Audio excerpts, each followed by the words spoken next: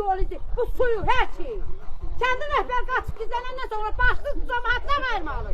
Nə tər eləsin? Eşşəklə su daşıyırsan ki, qısa yazar çəkmələyəsin çəkməyəğində. Hamıdır qılçalarımız.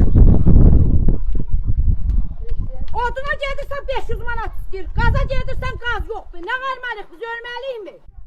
Şəmkir rayon Ələsgərli kənd sakinləri uzun illərdir kəndin yol, su, qaz, işıq və sosial problemlərinin həll olunmamasına etiraz edirlər. İtin zulümünü çəkirik valla. Yay uzunu o gün başımızdan vurur, axşama kimi 10 dənə eşşək gözləyirik, 20 dənə eşşək gözləyirik. Qış dolanda rezin çəkmələr ayağımızda, cavan qız, cavan gəlin, hamısı bu tırığın, suyun, zığın içində buralarda qırılır. Hamısının böyrəyi xəstə, ham balnisədə gündə müalicə alınır. Belə zulüm mü olar?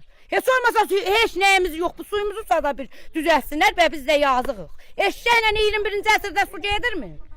Bu harada yaşayırıq biz? Haraya gedək, canımızı haraya qutaraq buradan? Azərbaycanda yaşayırıq. Heç olmasa o böyüklər bizə bir nəticə çıxarsın, bizə bir gün ağlasın. Sakinlər deyir, kənddən mənbəyini dağ sularından götürən 2 bulaq olsa da, onlardan birinin suyu artıq quruyur və içməyə yararlı deyil.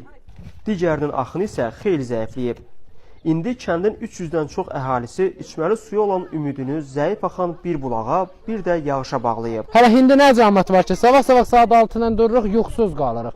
Gəlir burada gözləyirik, sadəcə olaraq axşam biraz yağış yağı, vallaha qurban olum. O yağışdan bir damcı su götürmüşük. Onların sözlərinə görə qışda havalar soyduğundan sular donur və su daha zəif axır, bəzən isə tamamilə kəsilir. Belə hərəkət olmaz, bu nədir? Nə suyumuz var, nə qazımız var, nə...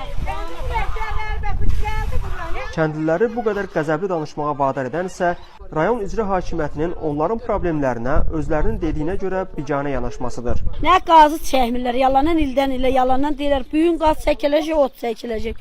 Nə suyu çəkmirlər. İmamak gəlirlər, o eşək ot orada qışda gələ görəsən, o təpə çatanda eşək yatır.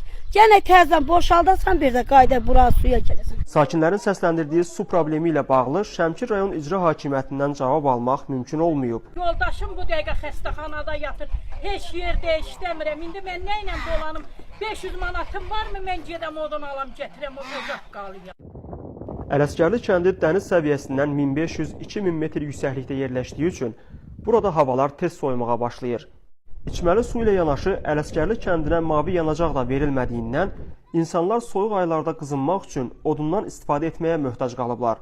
Amma kəndlilər deyir, odun almaq da müşkülə çevrilib. Qazımız yox, meşəyə edirsən, meşəbəy deyir, odun yoxdur, vermir. Nə ilə dolanaq? Qaz yox, qardaş, o qar yağacaq, qapıyı alacaq, nə ilə dolanaq? Dolanmaq çox çətindir, valla. Adicə bir maşın odun almağa 300-400 manat pul lazımdır. Bir yerdə işləmir, bir yerdən gəlirim yox, bir şeyim yox. Gedirik meşəyə, gəlirik meşədən tuturlar. Maşını əlimizdən alır, aparır, içəri salırlar. Özümüzü içəri salırlar.